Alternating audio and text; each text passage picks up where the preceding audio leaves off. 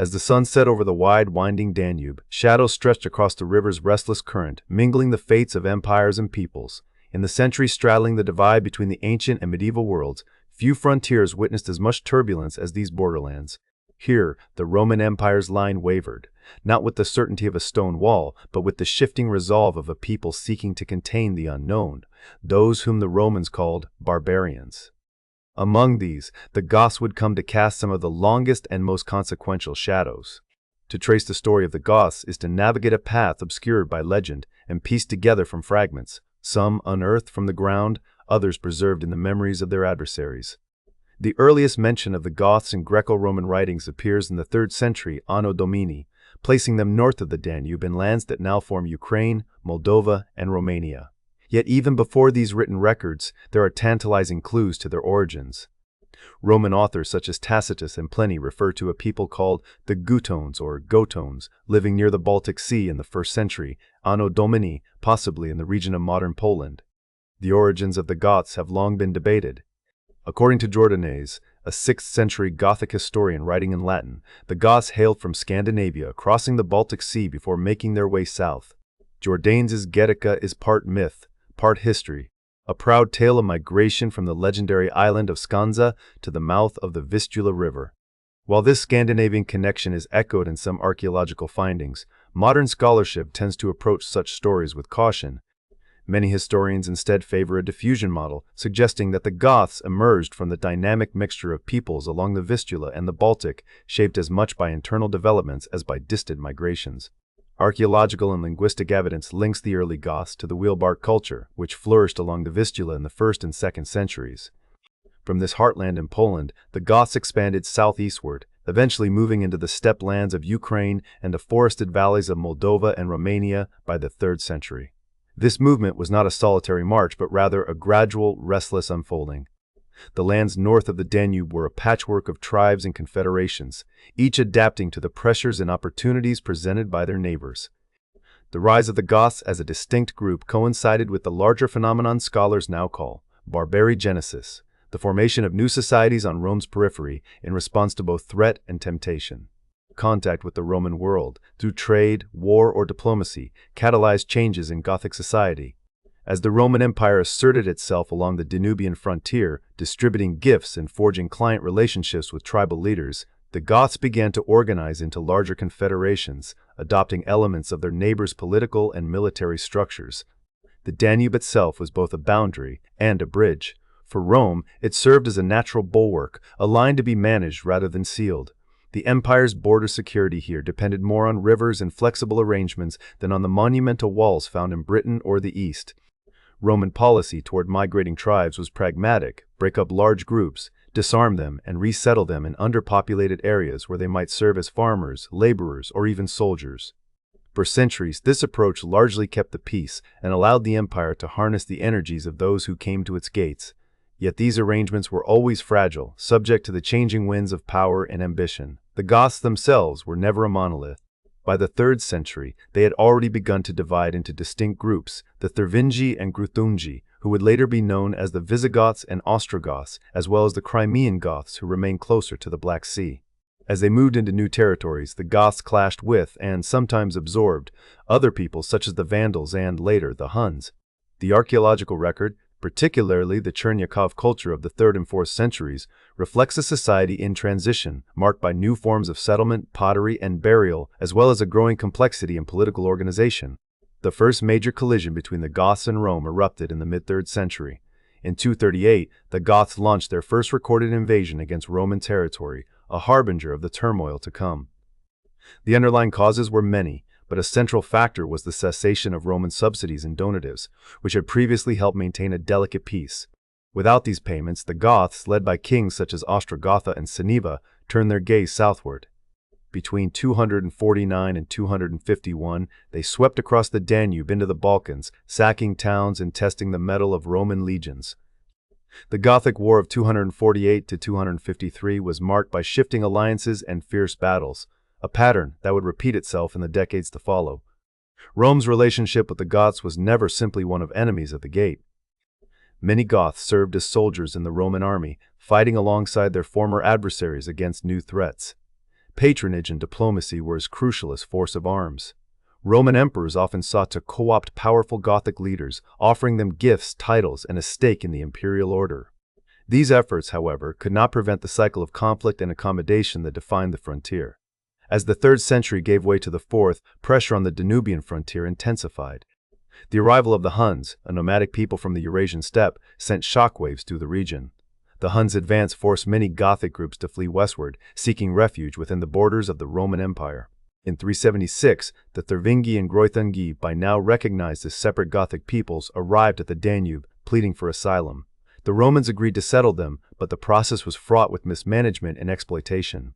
The crisis that followed would shake the empire to its core, culminating in the catastrophic Battle of Adrianople just 2 years later. The Danube region in these years was a landscape in flux. The urban centers that once anchored Roman authority were beginning to lose their luster, battered by repeated invasions and the slow unraveling of imperial institutions. Military organization adapted to new realities, with mobile field armies replacing fixed garrisons. In the countryside, rural settlements grew more prominent as populations sought safety away from vulnerable cities. The transformation from Roman to post-Roman societies was underway, with the Goths playing a central role in reshaping this world. The very nature of borders was changing. What had once been a clear line between Rome and the barbarians now became a porous zone of interaction. The Danube was still formidable, but it could no longer guarantee security. Instead, it became a stage for negotiation, conflict, and cultural exchange. Political action by both Roman and Gothic leaders shaped the landscape as new power structures emerged from the old. The Gothic Wars would stretch on for centuries, from the earliest clashes in the mid-3rd century to the final convulsions of the 6th. Early conflicts were often sparked by the ebb and flow of tribute payments, the ambitions of tribal kings, and the shifting currents of alliance and enmity. Over time, the Goths would become both destroyers and inheritors of the Roman world. Their raids and rebellions tested the empire's defenses, but their leaders and warriors would also come to serve Rome and eventually carve out kingdoms of their own in lands the empire had once ruled. The memory of the Goths is inseparable from the story of Rome's decline. Yet to see them only as agents of destruction is to miss the complexity of their emergence. The formation of Gothic society, what some historians call barbarogenesis, was a response to the opportunities and dangers radiating from the imperial world. Through war and alliance, adaptation and resistance, the Goths forged a new identity on the shifting frontier. In time, their names would echo across Europe, the Visigoths in Spain, the Ostrogoths in Italy, the Crimean Goths clinging to the Black Sea's edge. But it was along the Danube, in the shadowed borderlands between empire and wilderness, that their story truly began. A story shaped by migration and mixture, by the clash of ambitions, and by the forging of new worlds from the ruins of the old. As dust settled over the river, Romans and Goths alike must have looked across the water and wondered what would come next. Neither could have foreseen the transformations that would follow, nor the enduring mark the Goths would leave on the history of Europe. The Danube's shadows lengthened, and with them, the outlines of a new age began to take shape. The river that once marked the boundary between empire and outsider had become a corridor of chaos. By the middle of the 3rd century, the rivalry between the Goths and Rome had turned into open hostility, with the clash of arms echoing from the Balkans to the gates of imperial cities. The Gothic Wars were not a single, continuous campaign, but a rolling thunder of invasions, betrayals, and desperate bargains, each episode shaping the fates of both Goths and Romans in ways neither could have foreseen. As the decades passed, the Gothic Wars became a crucible in which the destiny of Europe was forged. The 3rd century saw the Goths emerge as Rome's most persistent adversary, their incursions growing in both scale and ambition. These were not mere raids for plunder, but full-scale invasions, waves of warriors sweeping across the Danubian frontier, sometimes repelled, sometimes breaking through. Roman emperors, beset by threats on every border, struggled to muster the resources and resolve to contain them. Each encounter left scars, cities sacked, provinces depopulated, and the confidence of the Roman world shaken. The pattern of conflict was set early. The Goths, divided into groups like the Thervingi and Greuthungi, were often united only by necessity or the charisma of a war leader. On the Roman side, the empire's response swung between negotiation and repression, shifting as quickly as emperors rose and fell. It was a dance of desperation, with both sides seeking advantage in a world growing more unpredictable each year. Historians examining this era have drawn on new fragments, such as those preserved by Dexippus and his Sithica, to illuminate the scale of Gothic invasions and the mounting sense of imperial crisis. These accounts reveal that the Gothic threat was never solely military. The very presence of the Goths, sometimes as invaders, sometimes as reluctant refugees, forced Romans to confront fundamental questions about identity, security, and the meaning of empire. By the time the Gothic War of 376 to 382 erupted, the stakes had grown existential. The arrival of vast numbers of Goths at the Danube, Thervings under Fritigern and Alavivus, Gruthungi under Elatheus and Saphrax, was not simply an invasion but a mass migration, a people on the move in flight from the Huns. They came as supplicants, seeking asylum, but found themselves ensnared in Roman bureaucracy and corruption. Roman officials, more interested in personal profit than in easing the plight of their charges, exploited the newcomers, selling rotten provisions at exorbitant prices and allowing famine to take root in the Gothic camps. Desperation turned to revolt. The Roman authorities failed to properly integrate the Goths, unlike their approach with some other tribes. This mismanagement proved catastrophic. The Goths, armed with little more than hunger and outrage, rose in rebellion. Their numbers swelled as other disaffected groups joined their cause, and soon the Balkans blazed with the fire of war. The Roman response, hurried and ill-coordinated, only deepened the crisis. It was in this crucible that Fritigern emerged as a leader of remarkable tenacity. His rivalry with Athanaric, another Gothic chieftain, and his conversion to Arian Christianity set him apart. Fritigern guided his people through the tangled politics and perils of the late Roman world, forging alliances and seizing opportunities as they arose. Under his command, the Goths faced the might of the Roman Empire at Adrianople in 378, a confrontation that would become synonymous with disaster. The Battle of Adrianople stands as one of the most consequential engagements in ancient history. Ammianus Marcellinus, a contemporary historian and the principal source for these events, described the desperate circumstances that brought the opposing armies together.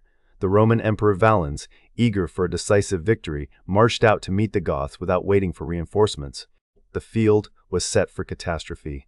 The Gothic horsemen, emboldened by necessity and seasoned by years of conflict, proved devastating against the Roman infantry. The battle quickly turned into a rout. Roman formations, designed to withstand more conventional foes, crumbled before the swirling cavalry and relentless pressure of Fritigern's warriors.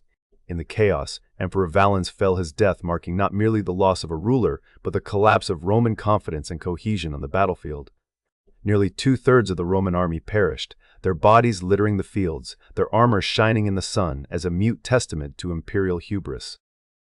The consequences of Adrianople rippled outward. The Roman military, long the bulwark of the empire, had suffered a defeat from which it would never fully recover. The myth of Rome's invincibility was shattered, its armies exposed as vulnerable to the very peoples they had once dismissed as barbarians. The Gothic victory was more than a tactical triumph. It was a psychological turning point, a moment when the balance of power visibly shifted. In the aftermath, the Goths advanced toward Constantinople, the new capital of the Eastern Empire. The city's formidable walls, however, proved impregnable, and the besiegers were forced to withdraw. Roman reprisals were swift and brutal. In their fury, Roman authorities ordered massacres of Gothic federate troops within the empire, fueling a cycle of vengeance and mistrust that would linger for generations. The immediate result was a stalemate, but the long-term effects were profound. Theodosius, a new emperor, eventually took command and chose negotiation over annihilation. In 382, he offered the Goths favorable terms. They would be settled within the empire as federates, granted land in exchange for military service. This arrangement, born of exhaustion and necessity, set a precedent that would shape the future of the Roman world. For the first time, an entire people would live inside the empire not as subjects, but as an autonomous community with its own leaders and customs. Adrianople had marked the end of Roman military supremacy and the beginning of a new era, one in which the so-called barbarians were no longer simply threats at the border, but pivotal actors within the imperial system itself. The Gothic horsemen who had triumphed on the battlefield became, in time, both protectors and destroyers of Rome. The drama of integration, mistrust, and uneasy alliance would play out again and again, each iteration eroding the old certainties of the Roman order. The Gothic phase of the West's transformation, as some historians describe it, accelerated in the decades after Adrianople. The sack of Rome in 410 by Alaric I was the culmination of years of political drama, broken promises, and festering resentment. Alaric himself was a figure shaped by both worlds. A man who had served in the Roman army, absorbed Roman tactics, and yet remained an outsider, his ambitions frustrated by imperial duplicity. The sack was not an orgy of destruction, as later legend would have it, but a calculated act, born of disappointment and necessity. By the early 5th century, Rome was no longer the seat of imperial power, yet it remained the symbolic heart of the empire. When Alaric's Visigoths entered the city, it was the first time in almost 8 centuries that Rome had fallen to a foreign enemy. The psychological impact was immense. Contemporary accounts, including those of Jordanes in his later Romana, reflect the sense of shock and disbelief that swept through the Roman world. The myth of Rome's eternal strength was shattered. Behind the drama of the sack lay a story of failed integration and broken trust. Many Goths had been recruited into the Roman army, serving as auxiliaries and even rising to positions of command.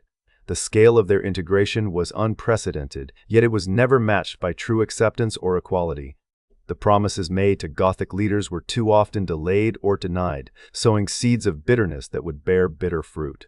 Alaric's march on Rome was the climax of a long process in which the distinction between Roman and barbarian had grown increasingly blurred.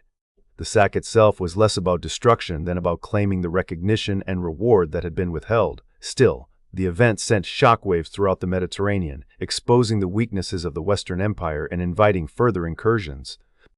The loss of the Transalpine West and the trauma of Rome's fall were milestones in the barbarization of the Western world, a process in which the Goths played a central, if sometimes unwilling, role.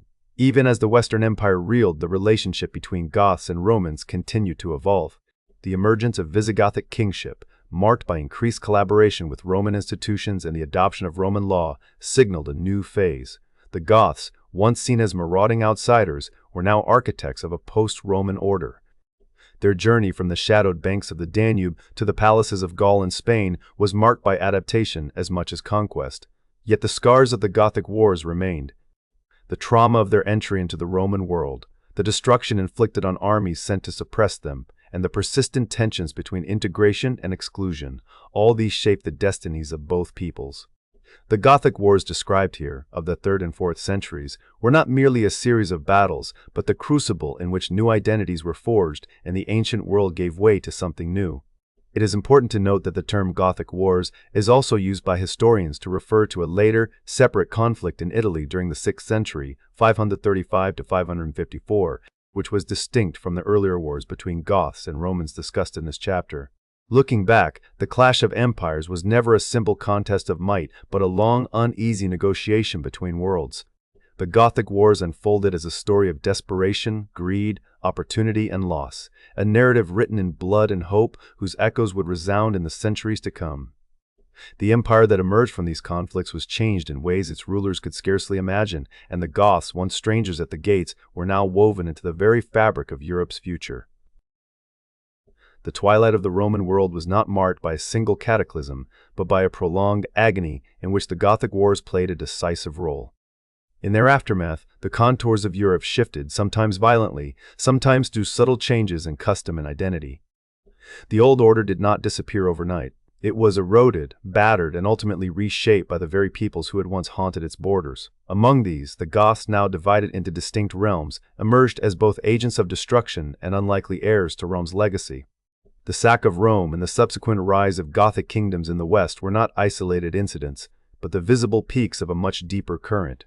For centuries, the empire had grappled with internal divisions and external threats, but the Gothic Wars, culminating in the devastating conflict in Italy during the 6th century, a separate war from the earlier 3rd and 4th century conflicts between Goths and Romans, brought this struggle to a dramatic climax.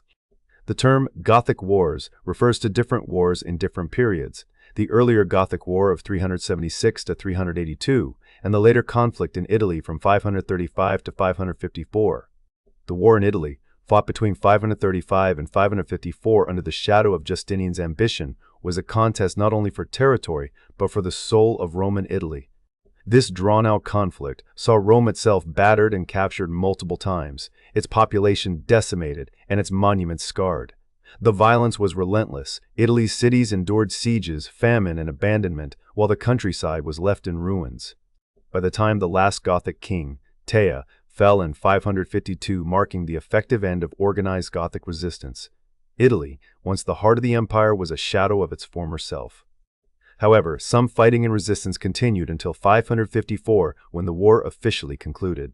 Procopius, who chronicled these events with both drama and lament, described a land torn not just by war, but by the unraveling of the fabric that once held Roman society together. The fall of Odoacer, the division of land among the victors, and the imposition of new rulers marked the end of Roman sovereignty in the West. In its place arose a patchwork of barbarian kingdoms, realms that were at once heirs to Rome and harbingers of a new era. The Ostrogothic kingdom in particular developed into a sophisticated and powerful state under Theodoric the Great, who ruled Italy with a blend of Gothic vigor and Roman administration. Yet the Gothic War and its aftermath left the land in flux, with ethnic identities shifting and Gothic groups merging, fragmenting, and reassembling as circumstances required. The devastation caused by these wars was immense. The conflict in Italy is remembered as one of the most destructive in the peninsula's long history. Cities emptied, infrastructure collapsed, and survivors often fled to the hills or abandoned their homes. The scars of war lingered for generations, and Italy entered a prolonged period of decline. Its urban centers diminished, its rural economy shattered. Yet, despite the scale of destruction, recent archaeological findings suggest the decline was not total. In Rome itself, there is evidence of surprising continuity. Even after the worst fighting, some urban maintenance persisted and infrastructure was repaired where possible. This resilience challenges the more dramatic narratives of total collapse, reminding us that the end of an era was never as simple as the fall of a single city or the death of an emperor. The legacy of the Gothic Wars is closely tied to the fate of the Western Roman Empire. While the sack of Rome and the deposition of the last emperor, Romulus Augustulus, signaled the end of imperial rule in the West, the process of decline was complex.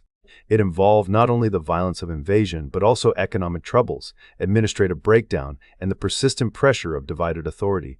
The Goths, once outsiders and enemies, became rulers and landlords, adopting and adapting the trappings of Roman power.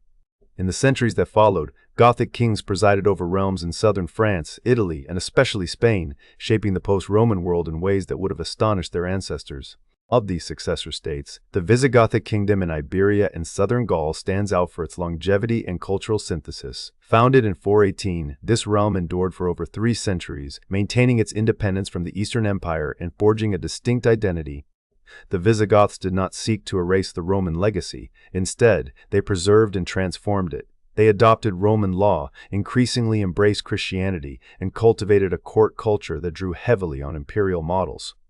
The integration of Roman and Gothic traditions was often uneasy, marked by negotiation and compromise, but it produced a state that could claim both continuity and innovation. The fall of this kingdom to the Moors in 711 marked the end of Gothic rule in the West, but its influence lingered in the legal codes, religious practices, and social structures that survived the conquest. In Italy, the situation was more complex. The Ostrogothic kingdom, under Theodoric, displayed a remarkable capacity for adaptation. The court at Ravenna became a center of art and administration, and Gothic rulers sought the support of Roman elites. Yet the kingdom's foundations were always fragile, undermined by internal divisions and the ambitions of Constantinople. The Gothic War of the 6th century delivered the final blow, fracturing the polity and leaving Italy open to new waves of invasion. The devastation was not only material, it was also social and cultural. Cities were abandoned, trade networks disintegrated, and the population dwindled. Procopius's account of the war's aftermath evokes a land haunted by ghosts, of people, of buildings, of a lost order. Yet even amid the ruins, the legacy of the Goths endured. Debates over Gothic identity in Ostrogothic Italy reveal a society in transition, where ethnic boundaries blurred and political allegiance often mattered more than ancestry. The gathering and dispersal of Gothic groups after the war contributed to the formation of new communities, some of which would persist for centuries in Italy's mountainous heartlands. The end of the Ostrogothic kingdom did not mean the end of Gothic influence. Instead, it marked the beginning of a new phase one in which Gothic and Roman traditions mingled, transformed, and sometimes clashed. In the East, the presence of Gothic peoples also left a lasting mark. The integration of Goths into the fabric of the Eastern Roman Empire helped shape Roman identity itself. As warriors, settlers, and sometimes even imperial officials, Goths became part of the world they had once threatened. The process was far from smooth, and cultural integration involved both accommodation and resistance. Yet over time, boundaries that had once seemed so solid became porous, and Roman society absorbed and was changed by the newcomers. This blending of traditions is part of the enduring legacy of the Gothic peoples, a legacy that would echo through the centuries. The transformation of Europe after the Gothic Wars is perhaps best understood not as the triumph of one people over another, but as the emergence of a new world from the ruins of the old. The successor kingdoms that arose in the West, from the Visigoths in Spain to the Franks in Gaul, were products of both destruction and preservation. They inherited the institutions, laws, and often the language of Rome, but adapted them to new realities. Gothic rulers, in particular, played a central role in this process. Their courts became places where Roman and Germanic traditions met and mingled, producing new forms of governance, law, and identity. The influence of the Goths extended beyond the borders of their own kingdoms. In later centuries, the memory of Gothic rule became a point of reference for European elites seeking to establish their own legitimacy. The very term Gothic acquired new meanings, inspiring everything from medieval genealogies to the architecture and literature of the modern era. The Gothic novel, for example, drew on images of ruined castles and haunted landscapes, echoes, perhaps, of the devastated world left in the wake of the Gothic Wars. Yet the most profound legacy of the Goths lies in how they preserved and transformed Roman culture. In the successor kingdoms, Roman law was not simply abandoned, it was adapted, translated, and extended. The Visigothic Code, for instance, drew on both Roman and Germanic traditions, creating a hybrid legal system that influenced the development of European law for centuries. Similarly, the spread of Christianity among the Gothic peoples helped shape medieval Christendom, with Gothic bishops and scholars playing key roles in the transmission of religious texts and ideas. The end of the Gothic Wars thus marked more than the fall of an empire. It was the beginning of a new age.